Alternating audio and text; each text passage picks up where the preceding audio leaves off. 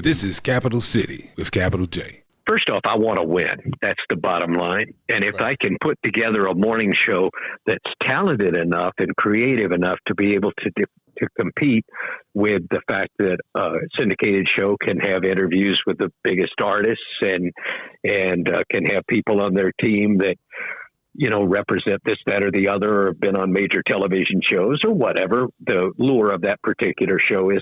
If I'm going to do that, I got to have people who are pretty talented, people who have good chemistry, people who can work together and put together an entertaining show. This is Capital City with Capital J.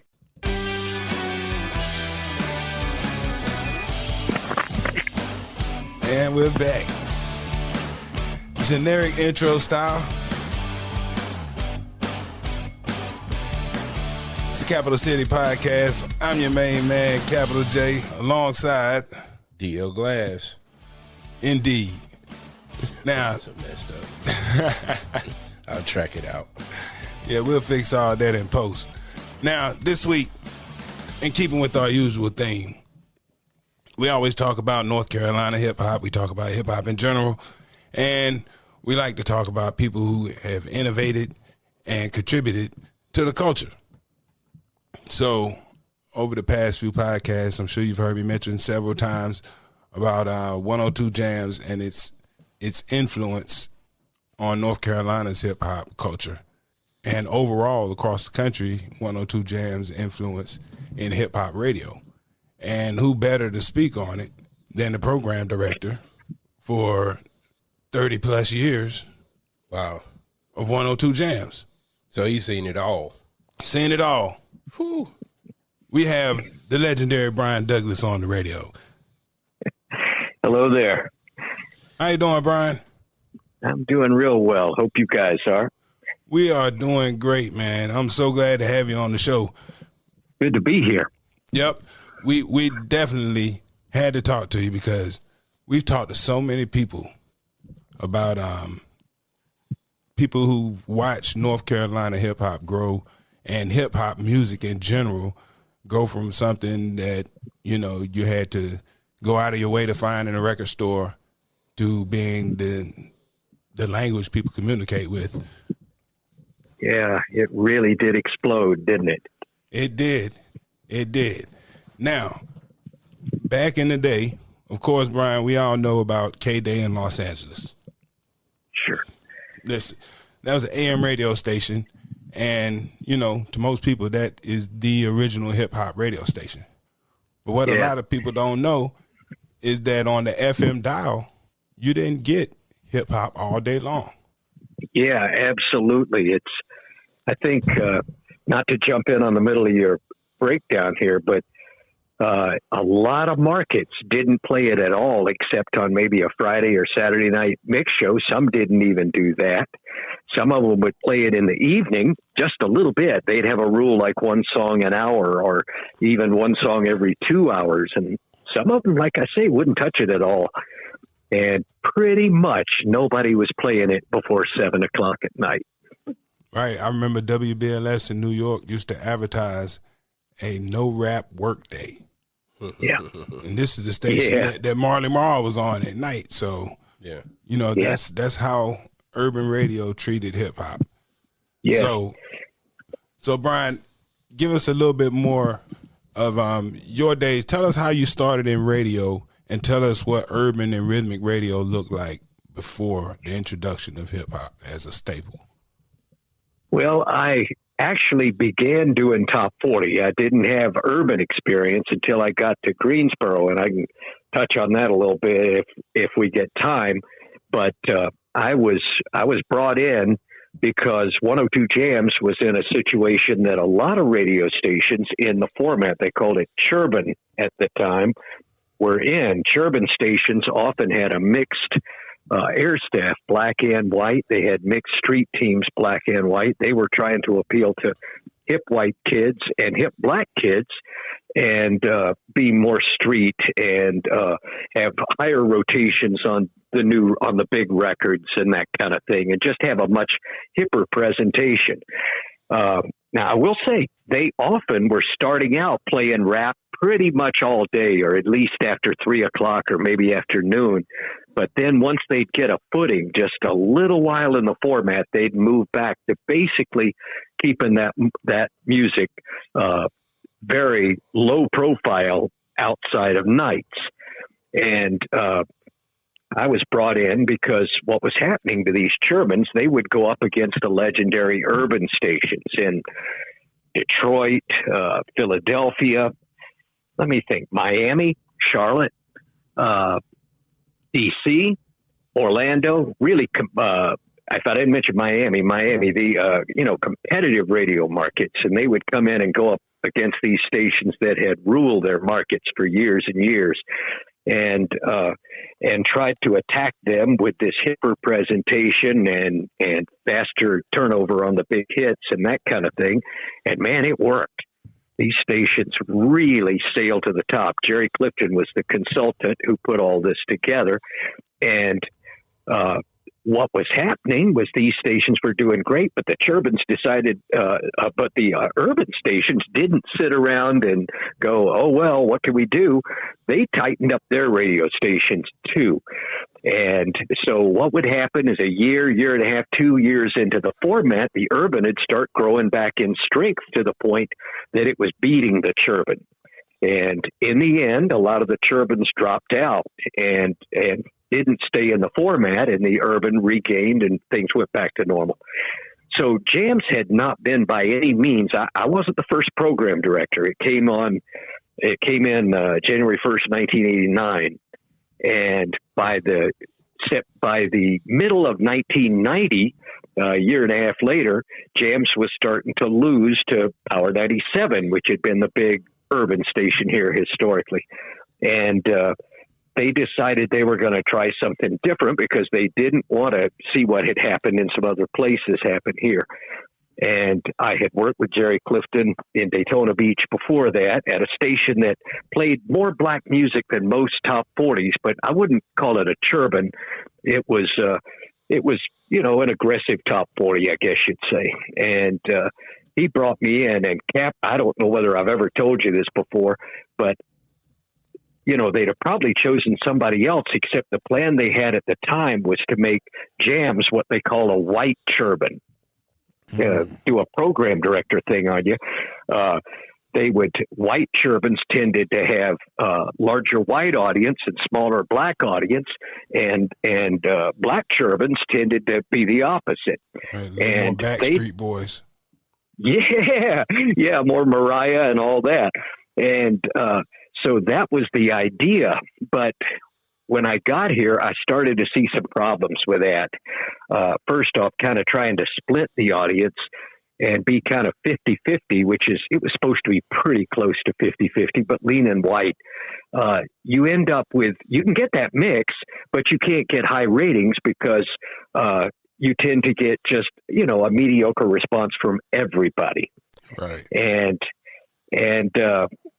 I began to think as time went on that there might be a better way to do this. So I talked to Jerry Clifton about it. I said, what if we did what nobody else is doing and concentrated the station 100% on college age, 18 to 24-year-old people, whether they actually were in college or not, that age when people are at their most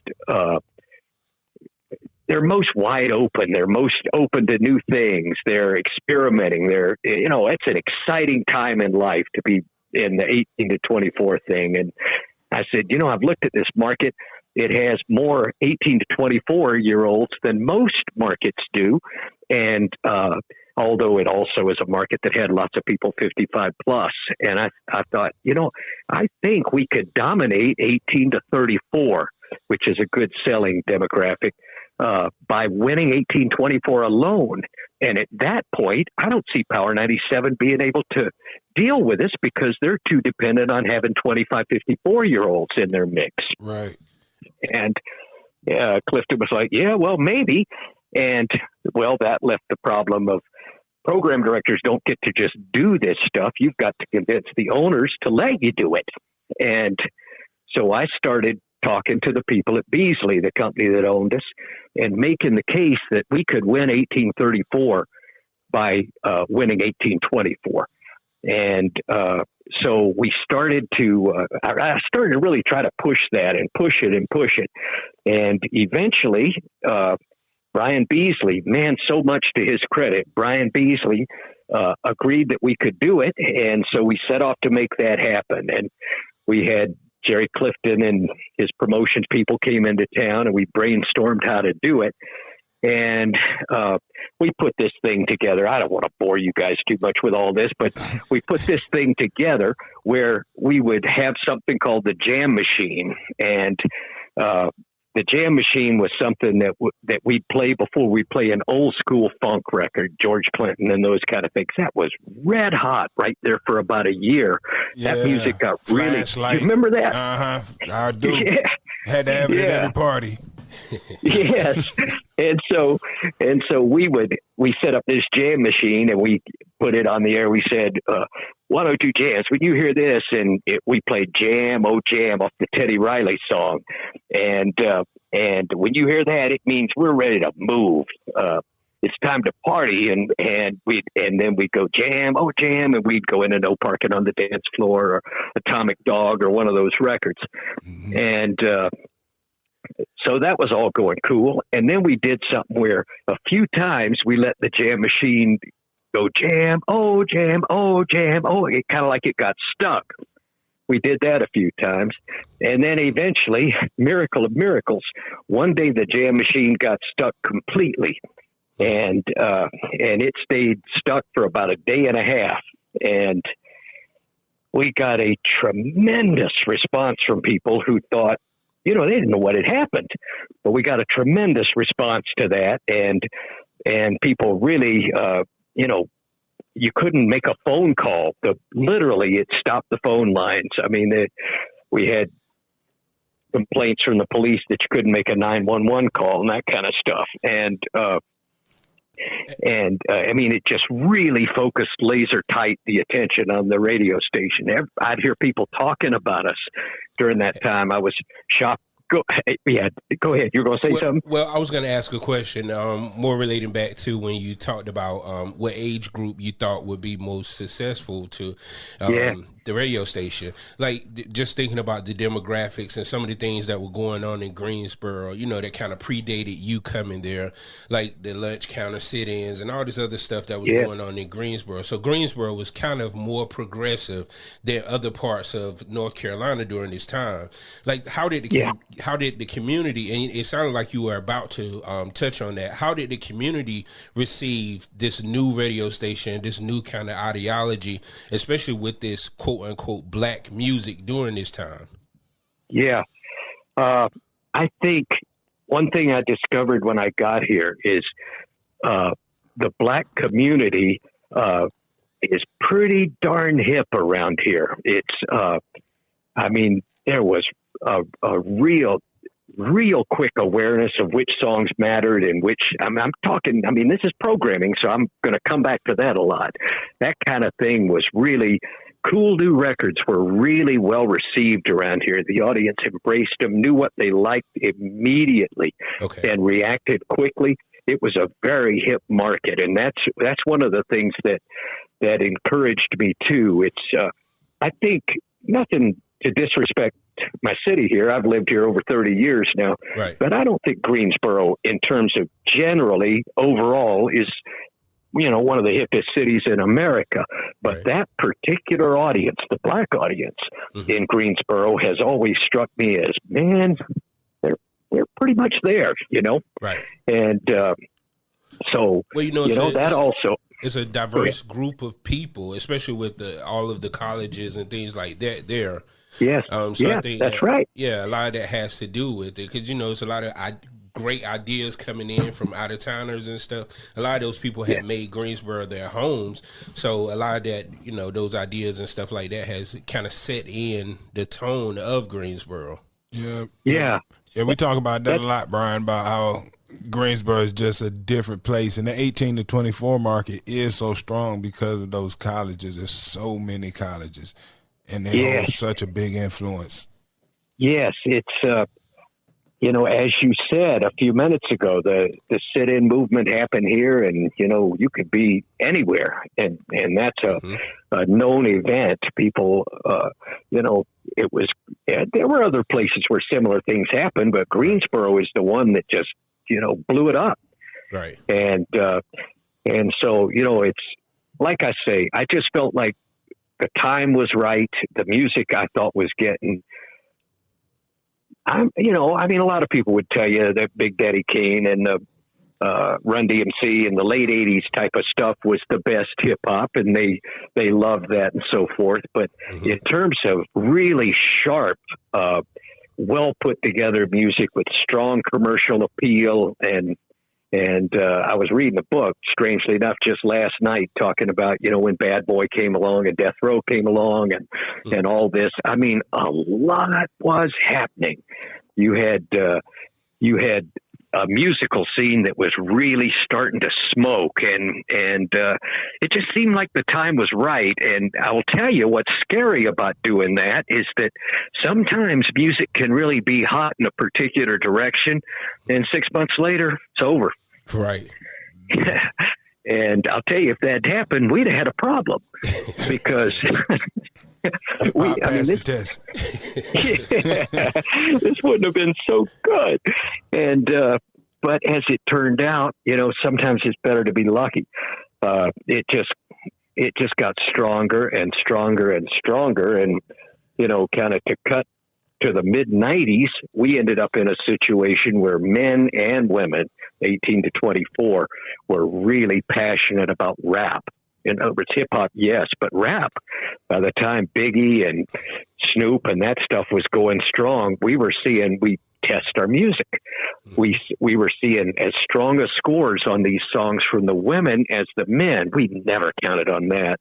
It used to be if you could get maybe 2/3 of the passion on a rap record from women that you did on men, you thought you had set the world on fire. That might be a Salt and Pepper record, or later a TLC or something would get that kind of reaction.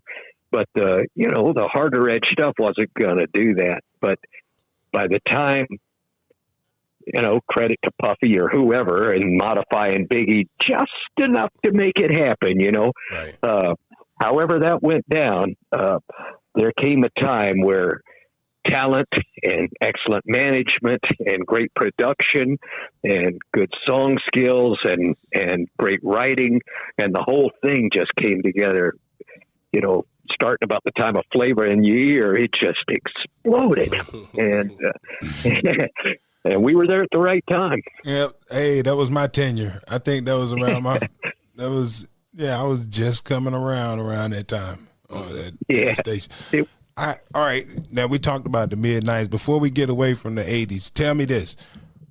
What songs did you remember in the early... Okay, now, of course, when you talked about how hip-hop was always coming on especially the chirping stations, they were willing to take that risk. But, it was stuff like Young MC, MC Hammer, Tone Loc, stuff like that. Yeah, that's right. Which ones do you remember playing on jams that you knew that Churban wasn't touching? That's right. The poppier stations weren't going to mess with. I got here just as Belle Biv DeVoe was breaking, and I remember we had, I think, 3 or 4 Belle Biv DeVoe songs off the album. We didn't just play the single. I think we had 4 cuts off that in the highest rotation and the highest turnover on music right away. And I remember Boomin' System from LL Cool J. That was a song that I loved. That song. Right. That was there were several mixes on that. Cap could tell you more about that, but there were several mixes, and we had the right one on. And I remember one night, at first especially, I would be working. I'd be working early in the morning to, maybe late at night because there was a lot to do. A lot had to be in place for this whole thing to work. And I remember I needed to my family hadn't moved up here yet, and I had to get to K&W before 8 o'clock to get something to eat when they closed the doors. Where'd you come from? Because I'm listening to your ear, and I'm listening, and I'm thinking about everything that's going on around the time, and I'm like, where did this dude come from? Like, I know you didn't, like, where'd you come from? Just briefly. Well, yeah, I had lived, except for just a very few weeks. I programmed a station in Louisiana for literally 3 weeks, and they threw me out. But other than that, I had lived in Florida my whole life. Okay. What part of Florida? Well, I grew up very near Daytona Beach. Okay. And then lived in Tallahassee. And I was back in Daytona programming just before I came here. No, Tallahassee was the last one. And so, just various places in Florida. But Tallahassee had been the last place just before I came up here. Okay. I was just trying to get a little bit of insight on, like, where did your ear come from? Like, because it says that you're an open-minded person. If you were willing to accept this new type of music and basically change the face of 102 during that time. Yeah. I would like to say that it was not just, look, here's the bottom line as a program director. Well, first off, I'll say this. I always really liked programming stations around that 18 to 24-year-old age group. It's an exciting group to program to. I'll tell you, it keeps you on your toes. Yeah. Their tastes change quickly and what they're into, and they're very clear about what they like and don't, period. But I always liked programming to that, and I always tried to have at least an element of that in all the stations I was programming if it made sense. But when push comes to shove, the bottom line is that as a program director, I was trying to find a way to win. Okay. If Power 97 came on past us and we were left in the wake, man, I'd have had a hard time with that. That would not have been good. I wanted to win. And so, like I say, the biggest thing was just looking at this and going, I think this could work. I think this original plan we had of this sort of white turban, I don't think we're going to get what we want out of it. We may survive, but I don't think we're going to get what we want. And we had a sister station in Charlotte, in fact, KISS 102 was down there, and it was doing a white turban and had done real well against Power 98. But, as happens, Power 98 gained back after a time. And I thought, man, KISS sounds real good. And I'm not saying we're going to sound any better than that. And they're really having a struggle. And I thought, I need a different angle. And it was somewhere along in there that it just hit me that could be it. And I'd love to take credit for being, some kind of a cultural force, but and I'd love that. I mean, but really, I was looking for a way to win, and it started to get more and more obvious to me that 18 to 24, African American leading the way was how to get this thing done. And so at that point, it was just, how can we make this radio station sound cooler than other radio stations and just carry lots of attitude and have people on the air who are having fun and are really talented and have great mix shows on and just, make this station electric. That was what I was trying to do. You know what? That leads me to phase two, the mix shows. Now, yeah. I came to Greensboro in 1990. I listened to 102 and I saw the competition between 102 and 97. And to me, the competition was always there all day long. But really, it got hot during the mix shows at night. Yes. And it turned into K-Nice versus Polo. Yeah. Those are the warriors that each station put up to do battle in the evening. Capital C with capital J. And so as a consumer of the product coming into the market, this is this is, Brian, if you really want to know who's winning, that battle when it's close like that, it all comes down to your mix show. In Charlotte, I remember that same time period. It came down to the mix shows. Mm-hmm. Power had more, they had more presence. The mix show was stronger, and they won the streets with the mix show. And Kiss could not compete. But here in Greensboro, you had K-Nice, and he and Polo were perfect, just the perfect balance every Friday night, So that's how you got your job, the mixtape king. Yeah. Let me tell you a little bit, though, because this guy, Capital J, was the mixtape king from my area of North Carolina, which is the 252. And when I found out he was on the radio in Greensboro, like, it just fit so perfect. And now to hear you guys talking about the mixtape, the mix shows, it even brings it more full circle of how he ended up on the radio there. Because he, like I said, and I'm not just saying that because I'm sitting next to this guy, like, he used to do these remixes that I remember. I hated cutting grass, and I hate to get off subject, but I hated cutting grass. But if I put Capital J's mixtape in my Walkman, my Sony Walkman, I would cut that acre 2 times. My mom would come out and say, "What the hell is wrong with you?" I'm out there singing and rapping and everything, courtesy of Capital J. There you go.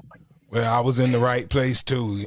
Greensboro is a very electric place to be for hip hop, and I was fortunate enough to on a Friday night, and beyond K-Nice and Polo, you had college radio stations, and they all had mix shows. Yes, so that's right. As soon as I got to Greensboro, the first thing I did was I got on UNCG's college radio station. Mm-hmm. So at the same time, you had K-Nice and Polo on the air, and T-Love over at A&T.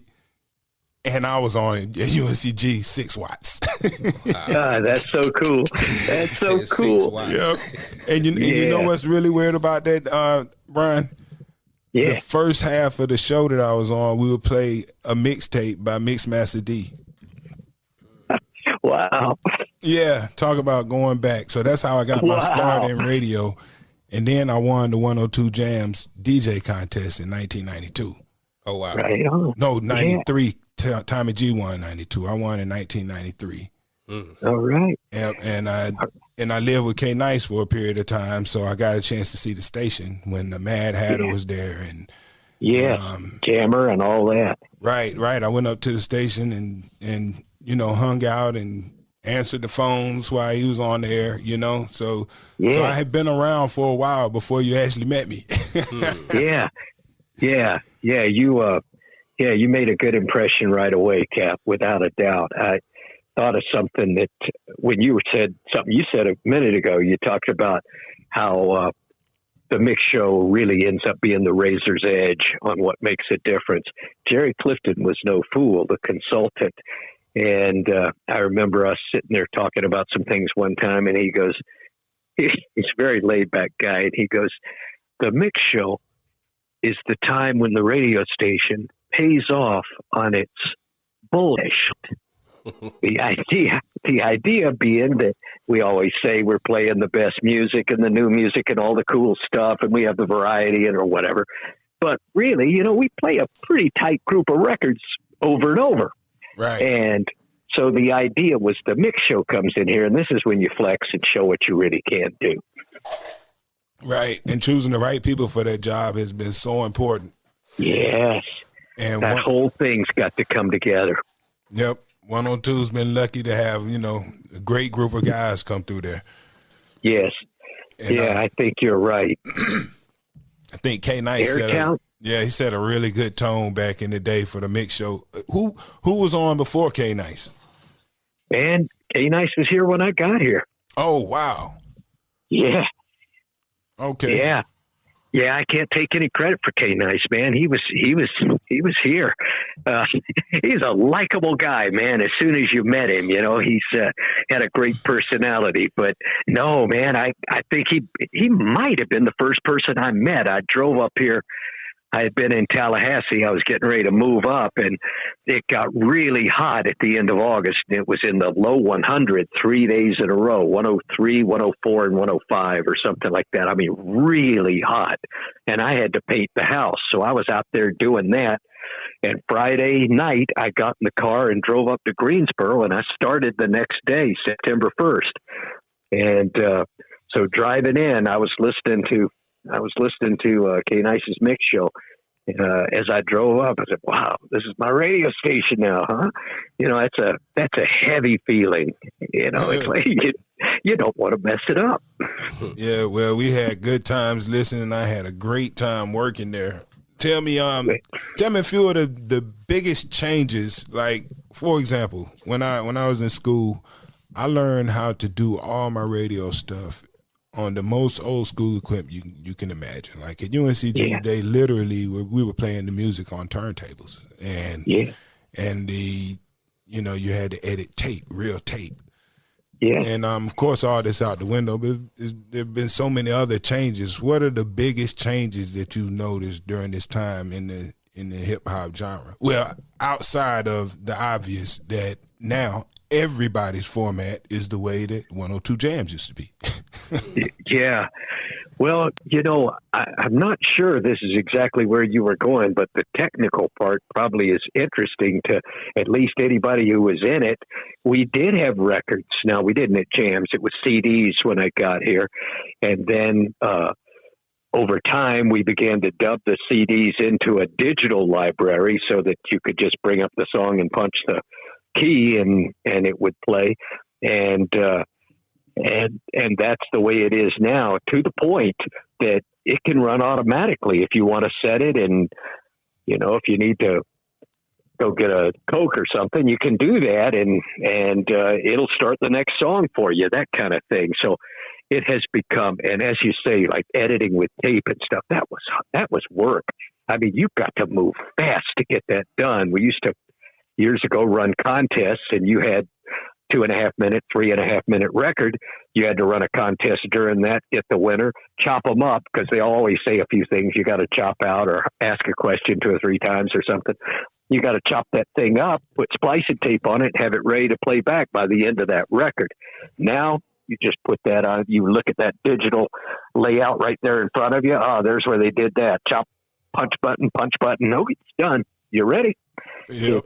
It's so much easier now. It's so, and you could talk about how things changed for mixers, man. I mean, there certainly weren't any Seratos back at that point or any of that. I used to bring 5 crates in every night. Yes. 5 crates. Yeah, that was it. Wow. Yeah, I would see that. You guys would be bringing the crates in on Friday night, Saturday night. And like you say, 5 crates. It'd be that kind of stuff. Yep. But, damn. But the technical stuff was a big change.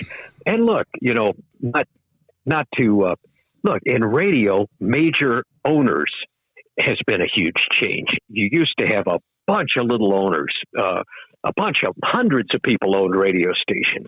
And now it's down to big stations. The Sirius stations are mostly owned by a group of maybe 5 or 6 companies that between them own all the significant radio stations. And that's been a big change. That's had a lot of effect on a lot of things. It has major. Radio One and Clear Channel just took over everything. Yeah. It really set a different tone. There's a lot of I can't be anything but a fan. I work for Clear Channel. Yeah. Well, they're iHeartMedia now. You know what I mean? Okay. Yeah. Yep. Well, radio became less competitive through that time. There would be like at that point, we ended up buying Power 97. And right, I remember that. And so Power 97 is now 97.1 QMG, and they're not competition anymore. They're the grown-up radio station, and Jam's the younger radio station. And so, you know, it's not a head-on thing anymore. And with a lot of the companies, they might use that as an excuse to just cut expenses and that kind of stuff. Well, you don't have to fight anymore. We don't need to promote or market. The air talent doesn't have to be as good. You know, there's a lot of that kind of stuff can happen, and it has an effect on things. Isn't it crazy how the demographic that made 102 number one stayed with you, and then they made 97 number one. Yeah. It's the same group of people. If I could take a minute on that, Cap, because you couldn't be more right.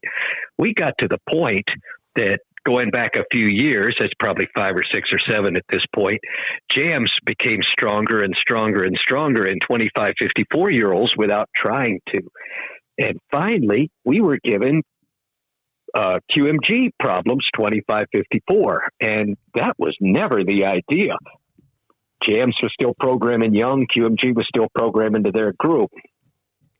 Now, when I say Jams had to be programmed to 1824 to try to win 18 to 34, that just sort of in there inherently, you sort of see, well, 25, 34 wasn't into hip hop, or else you'd have been just able to get all of it at once.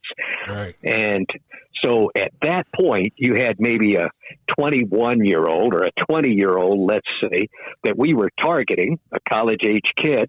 That person, let's say that's 1992 maybe. Okay, 02, 12, 22, that is 30 years. So that person who would have been 20 years old perhaps at that time, man, they're 50 years old. Yep, but they're not the 50-year-old of 30 years ago. No, they aren't. These 50-year-olds, they grew up on a steady diet of hip-hop. That's right. And so with that in mind, QMG ended up at that point, we decided that we'd start mixing in more hip hop on QMG and playing some of the Snoop records and Biggie records and Flavor in Years and all those kind of things that had been, most urban ACs weren't playing. That's the format QMG is in, and they still aren't. Most of them don't play that music, but QMG does, because this market, you better play it or else they're not going to give you the listening.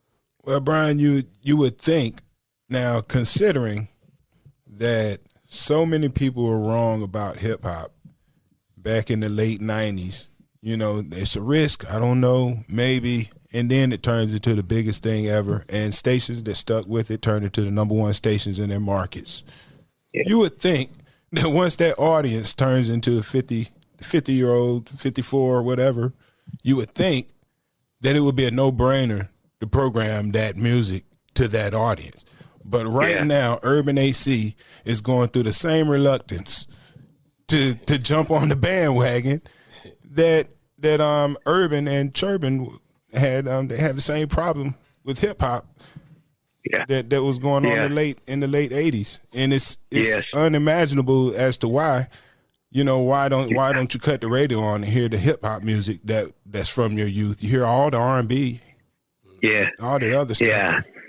That's, and just like back then, a lot of things go into why that doesn't happen. Somebody's got to buy into you doing that if you want to do it.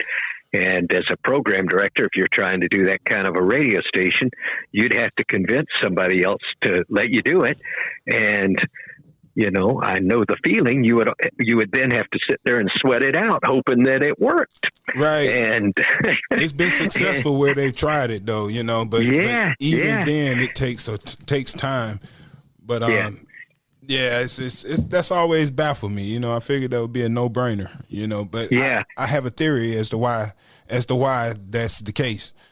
A lot of early hip hop wasn't tracked and charted and kept up with the way that it should have been. So there are hits that we know were hits because we took a chance to play them in Greensboro, but they weren't national hits. And some programmers have no idea of knowing what songs were major. So when you look back on the top 20 hits of 1989, it's not going to be full of hip hop hits. Right. But I know there were 25 hip hop songs that meant the world in 1989. But you have to have somebody like me who knows. Right. And before that was the fate of those funk records. A lot of them never charted well either. And anything that's on the edge, there's going to be resistance from anybody who's separated enough from it that they don't see what's going on. Right. And that's owners and managers. And, you think about it from their end for a minute. You got something and it's a property and it's doing okay. it's profitable, it's doing all right, and somebody comes to you and goes, I've got a great idea, let's change it completely and do this, and you go, that thing's worth $15 million, man. So you know the tragic part about what you just said is that 20 years from now, the music that almost made me stop listening to hip hop is gonna go down in history as the early days of hip hop, because that music is more tracked and the data is there to say that, it sold this many copies and it was on the radio and just number one for this many weeks.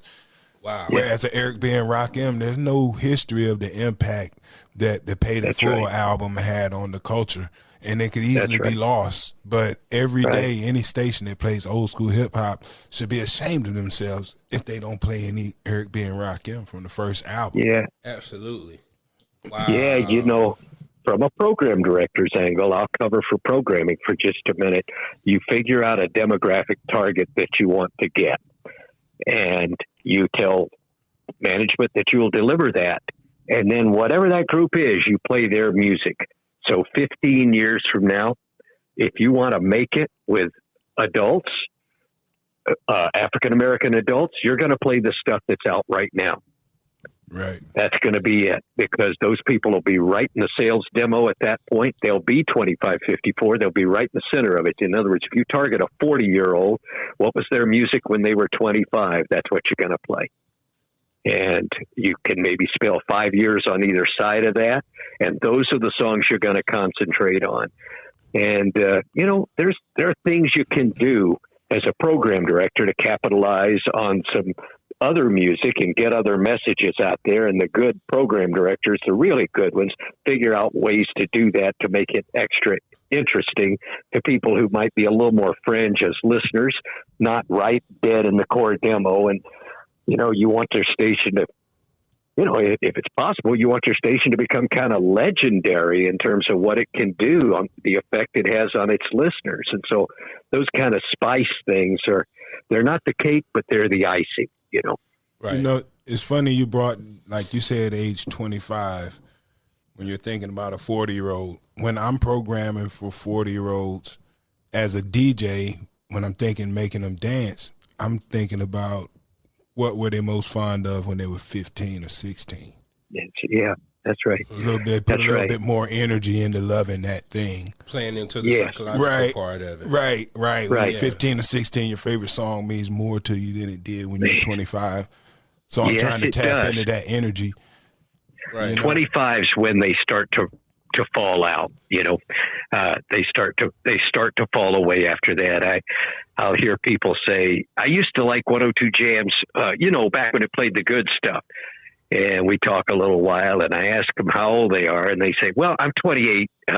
You know, I don't listen as much as I used to. I've heard that a million times. I was hearing that in the early days, and I hear it now. When you get to be 27, 28, the current stuff doesn't carry it for you so much anymore. You wish it was still as good as the current stuff when you were around from your perspective. And that's just, that's how it goes. It was that way when I was a kid. It's that way now, you know? Yep. And Brian, so I have two questions for you. The first question is relating to morning radio and syndication.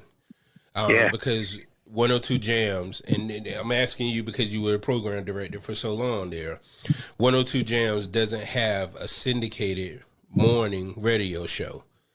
Right. Why is that?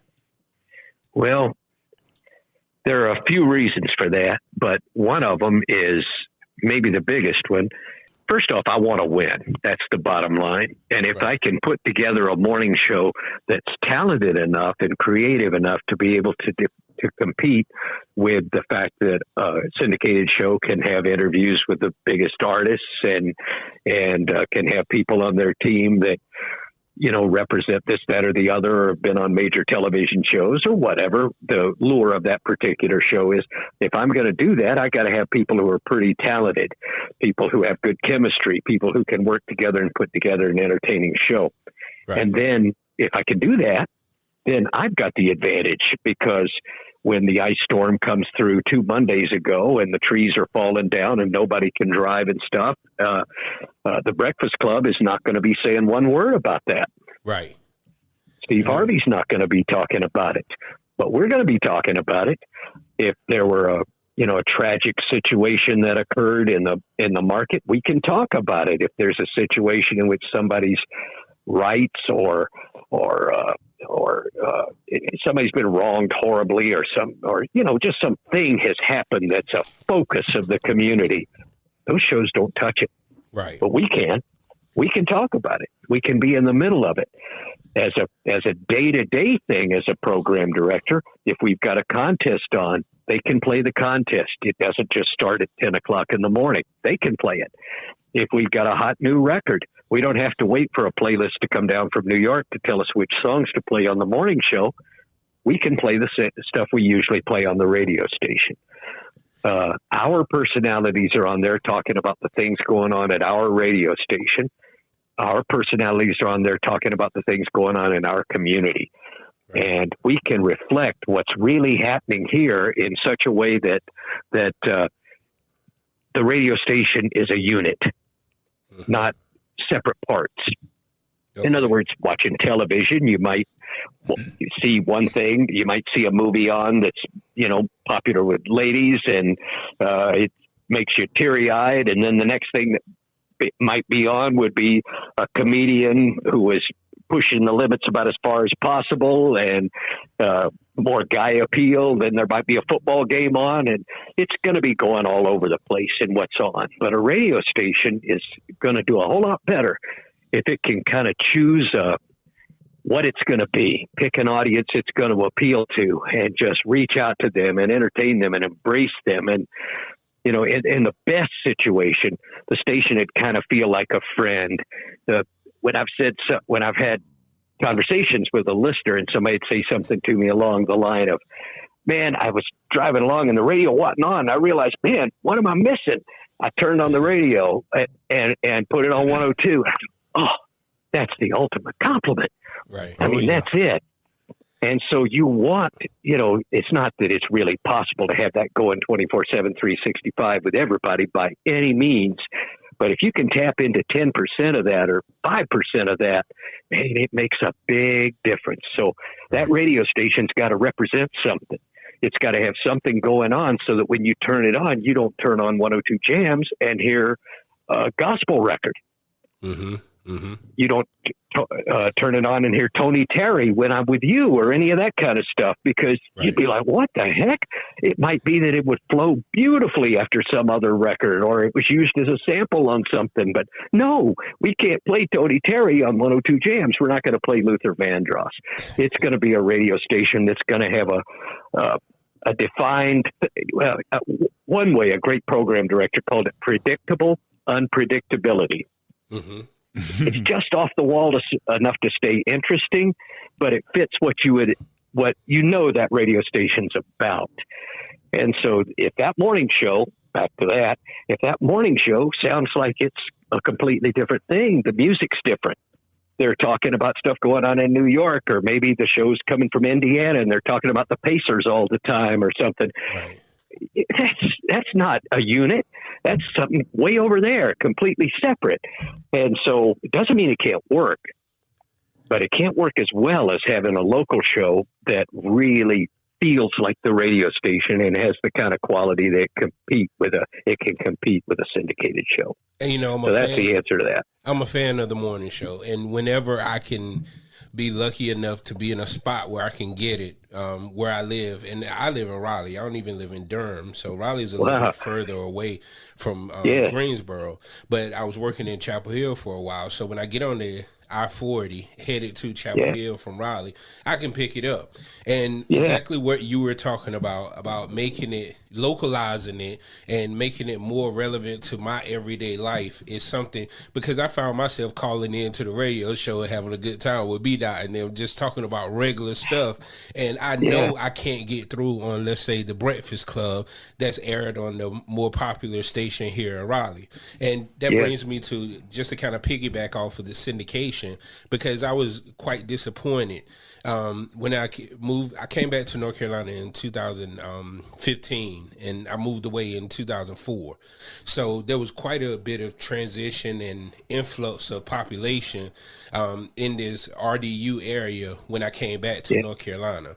And then when I started back listening to the radio, I realized that from, I think, 7 or maybe I think the afternoon show ends at 5 maybe, but 5 to 11 there's no local DJ on the radio here in Raleigh. It's a syndicated show out of Atlanta, and I'm yelling because I want to stress this. There is no local DJ on the radio from 5 to 11 in Raleigh. It's a syndicated show from Atlanta. So if there's a bad car accident on I-40 in Raleigh, I have to wait until they finally go to a traffic break before I find out about it, because the person in Atlanta does not know what's going on in Raleigh, and I just could not believe that. So I commend 102 for still having that local unsyndicated, and you know, I hope one day that their show will be syndicated, because I think North Carolina deserves to be on the map just like New York does, whether you know it's with that the morning show or you know some other show. But I just commend 102 for keeping that part of the radio station there. And I always wondered, like, how is it that they still have this local morning show when everybody else has gone syndication? They didn't have the talent. They didn't have the talent to compete. And well, let me take a minute on that, if you don't mind, Sure. and whether this makes the final cut is cool on your end. But we don't edit anything. Jams did something, and we worked into this over time. When I came here, we didn't necessarily have everything we needed on the air to make the station, talent-wise, exactly what it needed to be. So some change took place over time. We ended up with Jammer and Mad Hatter, Trey Black, who went to L.A., Bushman, who went to Detroit, Hatter and Jammer both went to Houston at different radio stations and competed against each other. Jam and Mike Fox went to Chicago. I mean, we put together a team there. Brian, congratulations. All those people you just named went on to other parts of the country. Oh, that's not the end of the list, though. I know. There were more. Yeah, there are more. You know what I mean? Yes, there were. I mean, well, these guys. No, thank you. That's right. Well, what we did over time was, the negative on that stuff is that those guys were really good, and they came here and they put the pedal down and they grew, and in a year and a half, they were out, and it was very difficult to keep finding good people. And so I started trying from the beginning. I was really trying to bring in people that we could develop and people that could become the next. When you're working around talent at that level, you just see them and it rubs off on you. It makes a difference in what you do. Right. And even as a young person who's inexperienced in the business, you start getting better and better at doing what you do faster. And so we started working on that, and we got to the point that for a number of years now, a bunch of years, just about everybody on the radio station started here. You mentioned B-Dot, Roxy, Drank. They all started here doing interns, or almost all of them. Drank was a volunteer at first instead of an intern, but those guys. You know something about Drank? You remember when we used to do the Mr. Jones contest on the morning show? Yeah. He won the Mr. Jones contest. Wow. Yep. He's funny, man. And the funny thing about that is the runner-up is Psycho, a friend of ours from Tarboro. Dr. J. Marcel. Dr. J. Marcel was the runner-up, and Osama bin Drankin was the winner. Wow. You gotta tell us what's the Mr. Jones contest. Oh, Mr. Jones contest was a contest for whoever thought they were the funniest at cracking jokes on people's mother or whatever, you know. So they just came in and went in on each other, cracking jokes on each other back and forth, and the crowd had to choose a winner. And Drinking beat out Jay Marcel. Oh, wow. And Jay Marcel is a comedian now as well, Brian. I got to tell you, man, Drink's funny. He comes off like he's not giving it the slightest effort, and he's buddy. It's just, he just is, we got that whole lineup, man. Marky Mark, Fat G's, Big Mo, they all came here as interns. Hey, Waleed too. I remember when Waleed was an intern. Yes. And so Show we Smooth. ended up in a, So yeah. that's just one more. He's on the news down here now, Brian. I see him every day doing the sports. That's so cool. What's his name? Can't think of the BET guy who what's his name? Terrence J. Terrence J. was 102. Matter of fact, Right. he first started on my show. He was hosting my mix show. That was his first gig. Wow. Yeah, these guys. We started getting to the point that basically, it was like everybody was passing it on, I guess is one way to put it. And the team just kind of perpetuated itself. It started becoming more and more difficult to get an internship at the station, more competitive. Well, that's great for us because that meant we could be more and more choosy with which people we made interns, people we saw the greatest potential with, or people who showed the most, get it done attitude in terms of being sharp and focused and, I don't feel like coming in today, not that type of thing, but the people who wanted to do it, hell or high water. Showdown, and, chaos. Yes. And so that was it.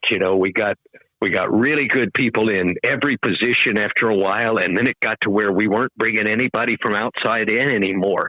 We didn't need to. There was always somebody here that, I'd run a contest. Basically, you put ads in trade papers to try to find talent from outside, and I'd listen to everybody applying, and I'd think, man, I got a guy or a lady here doing weekend work. They worked up from an internship to part-time on the weekend, and they're better than anybody sending me tapes. Mm-hmm. Wow. So then after a while, I looked back and said, how long has it been since we brought somebody in from outside?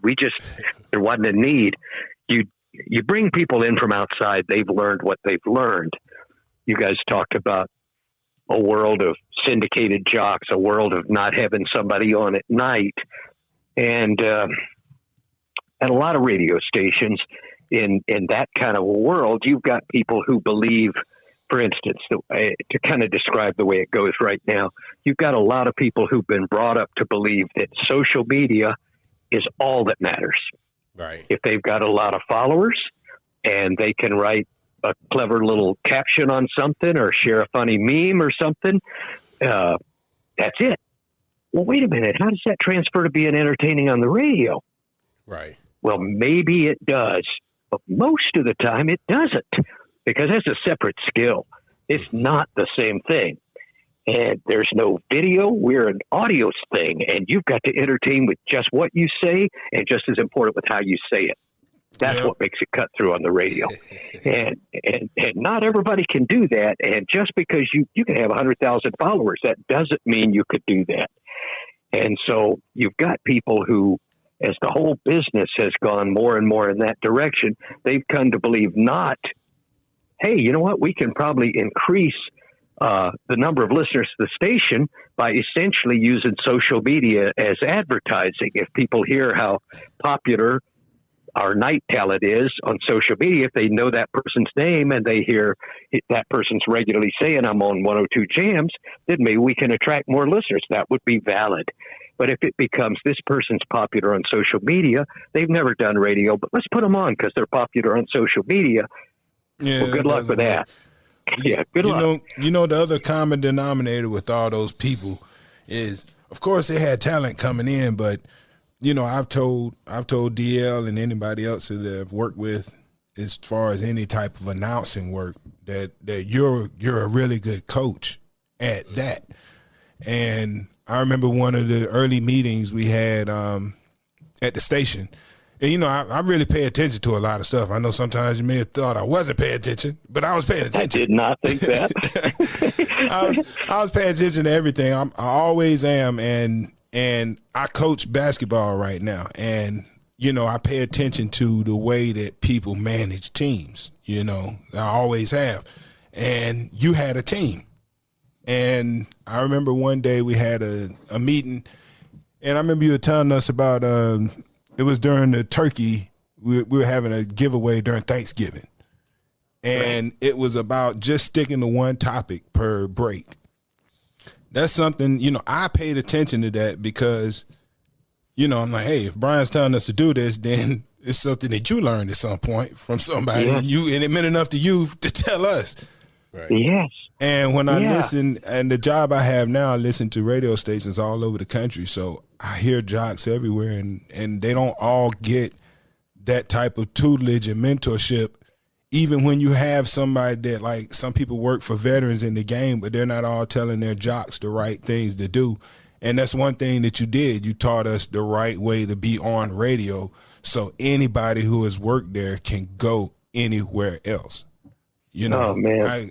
I could have gone that to makes another. me feel so great to hear, man. That is so cool of you to say that. It really is. Well, yeah, I tell anybody, we're all prepared. There's no part of me that doesn't feel like I can't walk in any radio station and be just fine. I know how to get in and out of breaks and all this stuff. I learned. I learned and I paid attention. And not only that, did I hear it from you, I also had a chance to sit in with all these other people that you talked about. I was there for 11 years. I sat in. I was on the morning show. I did nights.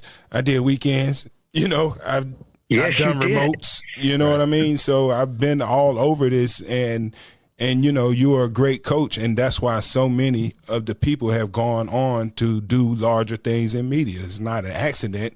It's what happens when talent meets tutelage. And don't forget our radio show. Yeah, and and I'm sitting here doing a podcast right now. And we on the radio. And we on the radio. You know what? Oh yeah, that's right. I do. Yeah, we do radio too. That's right. We're on the radio now. That's right. Yeah, Cap, I really appreciate that. It's, I really do. I don't know what to say to that, except I really do appreciate that. And it just knocks me out when somebody says, I'm thinking about which things should I share and which things should I try to impress on somebody. And I'm listening to somebody's show and I'm going, when am I going to hear something that I can react to, that I can show them, when somebody's brand new, you'll hear them on the air and man, they're, a lot of times they're petrified and they, they're on the radio. Oh no. And or else they just don't know what to do. In other words, they don't know which part of themselves to present on the radio. Somebody might say, just be yourself. And they go, what does that mean? Tell them I'm sick or I feel like I'm going to throw up. No, I didn't mean that. Here goes the second part of that meeting. The funniest thing I ever heard in my life.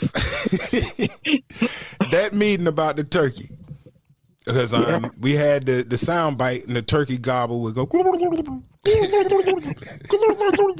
So Brian, the DL remind you, we're all sitting in here, now radio guys, we're already a bunch of clowns in here. Right. I can only imagine.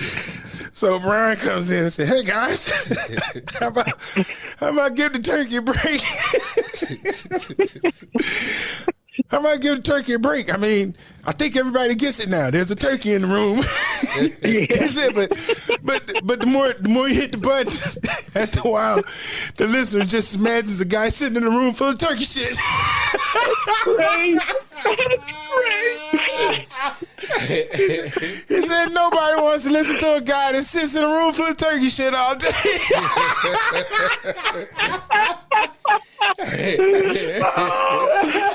Oh, that's great.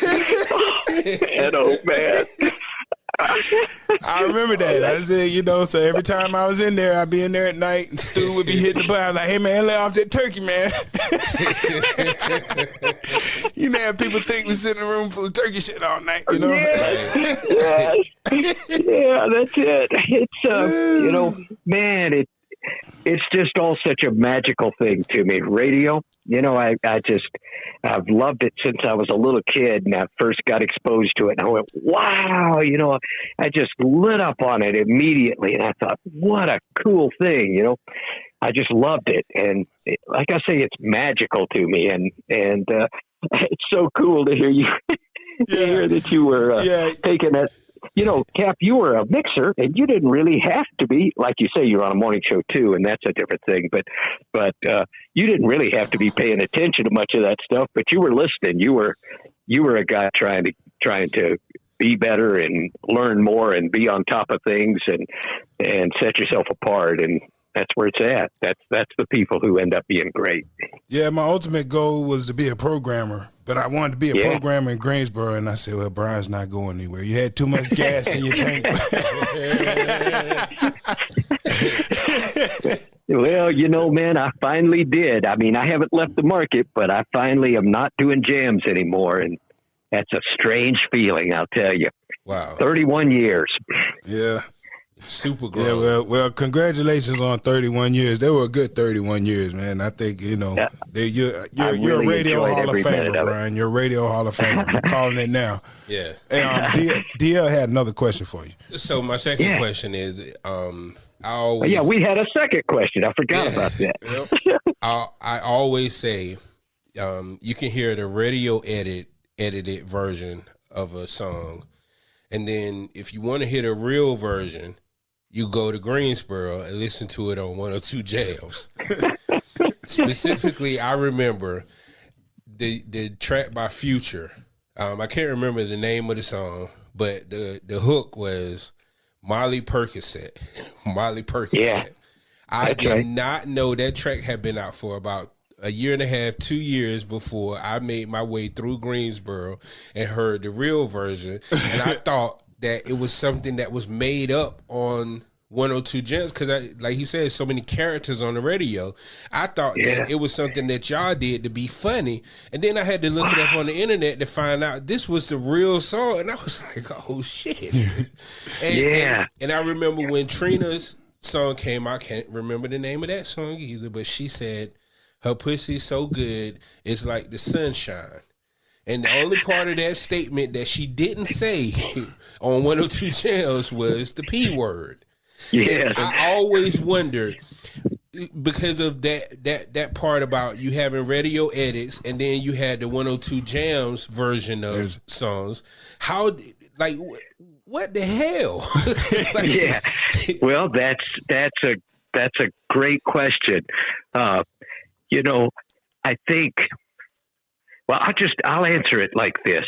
I think as a program director, and look, sometimes the program director's got an attitude, but the general manager or the owners have a different attitude. Okay. But somewhere along the line, the program director on up, somebody has a chance to play that radio edit just the way it comes down from the record company. And a lot of those record companies are sitting there going, no, don't send it out like that.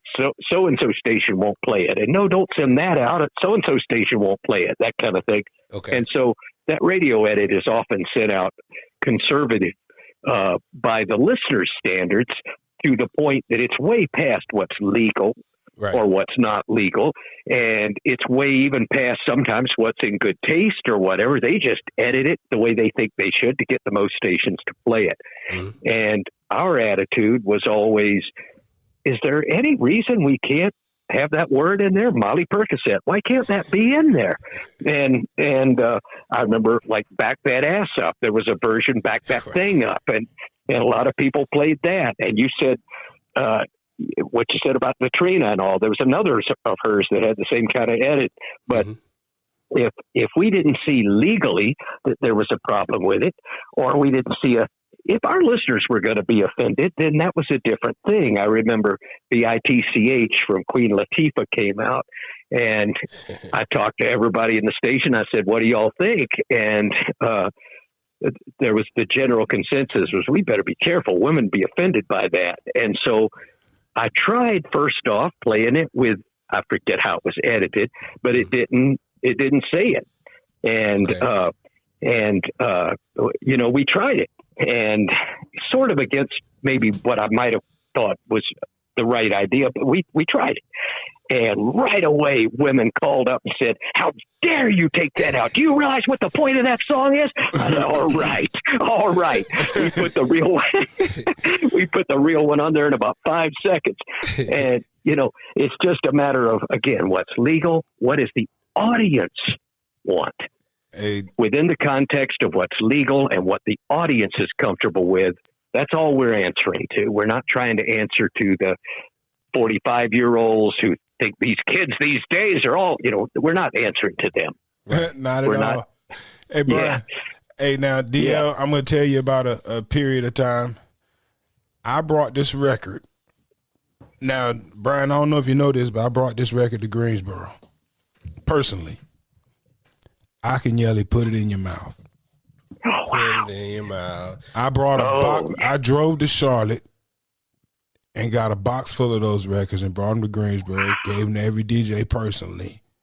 Oh, wow. And that is a song right there that we played on the air, and it turned into a major hit, DL. Absolutely. But nobody else would did. touch it. Yeah. Right. Nobody else would Right. touch You it. put that on a mixtape. I had it on a mixtape too. I think that was the first time I heard it was on your mixtape. Well, I actually got that record from K Nice when he was on the radio in Charlotte, and a dude from one of Akinyele's friends sent a box of them to K Nice. And I went down there because I was like, man, I got in my car and drove to Charlotte. This is back in the day, Brian. I would drive to other states to get records. I used to drive to Atlanta sometimes just so I'd be like, I brought Ludacris, What's Your Fantasy back. Like, I literally went to the Chili Pepper in Atlanta, met with Shaka Zulu, and here goes the story, Brian. He happened to be there meeting with Scarface to get his Def Jam South deal. Wow. And I got the What's Your Fantasy record from Shaka Zulu and brought it back to North Carolina. Wow. That's a hell of a story, man. Yep. Let's go back to Put It in Your Mouth. Yeah, let's go back to Put It in Your Mouth. Put It in Your Mouth was 1997, I believe. I got suspended about right. for 3 days because I played this in open air in class. Oh, my goodness. And you know the funny thing about that, I was teaching school during that time. And, you know, the other thing, we played the song by Junior Mafia called We Don't Need It. Yes. Yeah. And that was it was actually worse than Put It in Your Mouth, because Put It in Your Mouth was clever. Junior Mafia's version was just pure raunch. Right. And that's why Akinyele version went further. Right. And the kids in class would start singing that, and I just had to shut it down. You know? Yeah. I would bribe them with Wu-Tang samplers. Yeah, that's good. So, Brian, That's when I ask you about playing those radio edits and your 102's version, I honestly thought you were just gonna say because you were trying to win. Yeah. Well, the truth is that is the bottom line. Yes. I was trying to win. Yeah. Yeah. In other words, what's the question? How do you win? If the audience is into what you're doing, you can win. If you do something that's illegal, you're going to lose. Right. So it's what the audiences want right up until the point it's not legal. And that's it. We're not answering to the 50-year-olds. We're not answering to anybody else. We're not answering to people who are, you know, maybe white people who don't like something in a particular record, or just older people that don't like it or whatever. You know, this radio station is for 18 to 24-year-old African Americans. If they're into this is what we're going to do. Right. Right on. That's dope, man.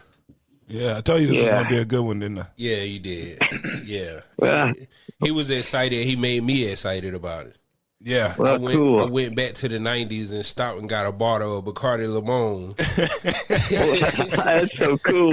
Yeah, I had to go back to the 90s with this one. Hey, Brian, I want you know, since I know we're getting ready to shut it down, I'm going to set a timer, man. I just want to get quick thoughts. I'm going to set a 1-minute timer, and I want to get your quick thoughts on some things that 102 Jams introduced to the area that now are staples, okay? I like this. Yeah. All right. Hang on. This is Capital City with Capital J. All right. First, Super Jam concerts and huge radio stations events.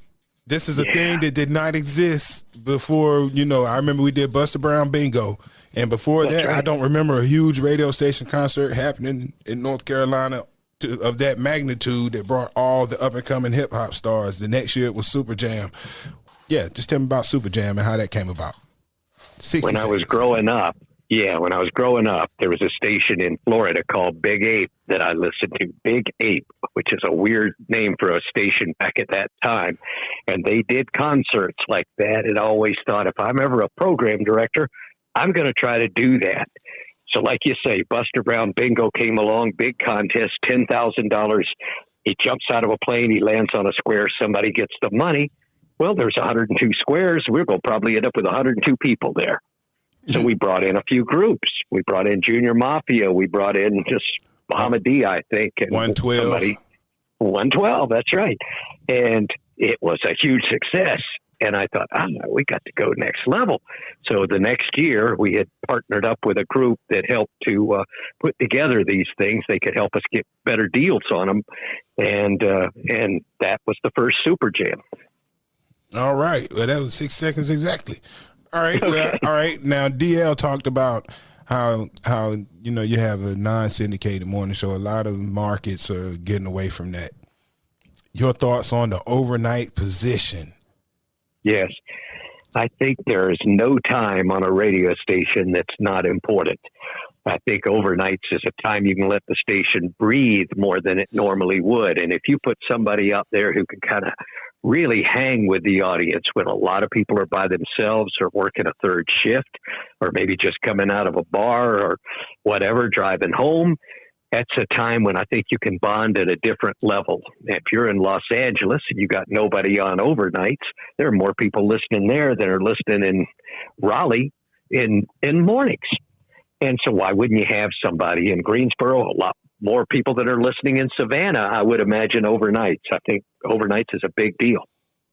Right on, right on.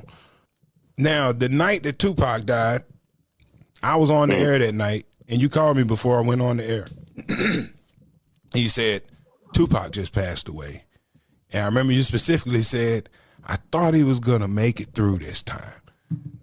Wow. Your thoughts on everything that's happened. Like, we've lost so many people in hip hop since then. And before Tupac, it wasn't a regular occurrence. And since then, it's like, you kind of got to get used to this. Is hip hop, is rapper or hip hop artist the most dangerous profession in the world? That's what he's asking you. That's a heavy question. That's I'm reading Clive Davis's autobiography. He was Arista Records. He's the guy who handled Babyface and LaFace when they put that together. Yeah, all that. He signed Bad Boy to his label and all that. And he's talking about some of the stuff that went on with that. Man, all I can really say on that is the answer is it can certainly be dangerous. I wish everybody would look at it in a sense, from the eyes they'll have later on and realize, man, this is about entertainment. And talented people, for Pop Smoke in today's world to be gone or something, that's just a tragedy. These people they really mean something to their fans. They are people who work to make this happen. And it's just a tragedy when something like that happens. That's not exactly answering your question, but that's the way I feel about it. All right. And a lot of artists have come through. Who was your favorite? I mean, who do you feel was really genuine and somebody that you just genuinely liked? Yeah. Well, for a long time, I really think Biggie is probably the answer. Too bad that he's not still around, so we could see how that would have played out over time. Tupac, man, I mean, this guy, you read interviews with him and that kind of thing, and you realize this man, he's deep. He's thinking about things. Those two are great. I love Snoop. I love Biggie. I love Tupac. I think that was a golden age right then when we were just getting the greatest music coming out, and the freshness of hip hop being at that level was still in the air.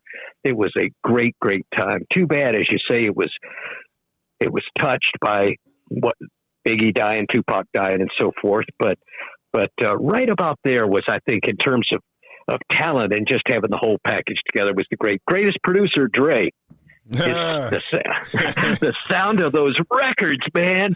The bass was so sweet on those things. I loved them. Oh, there goes the minute. Yeah. Oh man, I always say, we talked engineering on this show before, and I always say, man, that Dr. Dre had the most crisp production I've ever heard, especially in the early days of hip hop. It had that Los Angeles shine on it. New York hip hop still sounded gritty, but that's right. Los Angeles hip hop had Hollywood on it. Yeah, it was sweet. Mm-hmm. Yes. All right, and lastly, your favorite hit out of all this time. What's the favorite song or the song that's meant the most to you in this whole run? Man, I don't know what to tell you on that one. I mentioned, we talked about Flavor in Year. I love that. And I know you and I had talked recently, and you'd mentioned They Reminisce Over You. And those are great songs. Those are great songs. I'll tell you a song I really like that I wouldn't say is a favorite. You remember So You Like What You See by Samuel? Yes, that was my freshman year in college. That record. Oh, man. I love that, too. That was 1990. That was when you first got here, wasn't it? Yes. Yes. That's a nicely produced record, too, you know? Right, that's at Los Angeles Sound. rolls.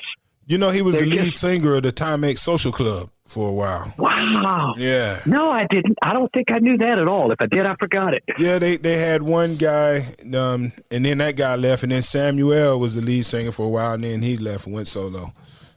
Yeah, Yeah. I like Gin and Juice a lot, too. That's another good one to mention. Oh, I remember when 102 first got that, and you had the tape copy, and you had to wait for the real copy to come. But y'all were the That's only right. people that had it, though. And I That's remember right. all that stuff. Yep, I Yeah. remember moving from Spring Garden Street to out there by the airport, and you did the jams Yeah. thing again with the Yes. old jam. Yep. Yes. Yeah, that was, those were good times, you know? Yep, we're gonna definitely have to pick this up another time, man. Because I don't know if we covered everything, but what we're gonna do is we'll release a full version probably and the edited version, so we can have a 1 hour listen, and then we can have the full one. I think we did that with another guest too. Man, this has been awesome, Brian. We really appreciate you coming through, man. Well, I really appreciate you guys inviting me to do it. Really do. Very much. I have a question that's outside of the 1 minute mark. Okay. So, how was our show? Oh, yeah. Yeah, this is great. This is it, you know? Okay. I love it. All Yeah. right.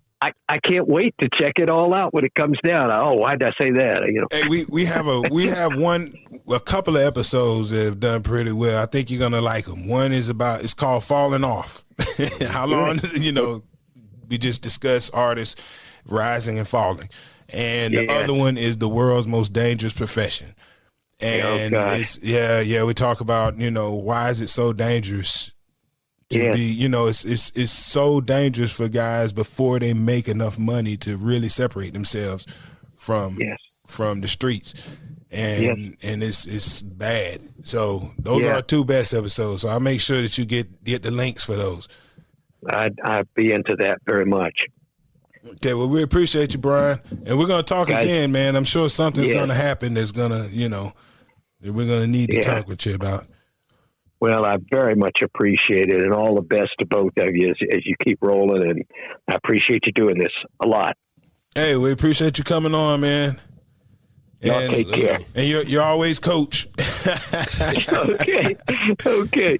Have a good night, guys. All right, you too. All right. Thanks, Bye-bye. Brian. This is Capital City with Capital J.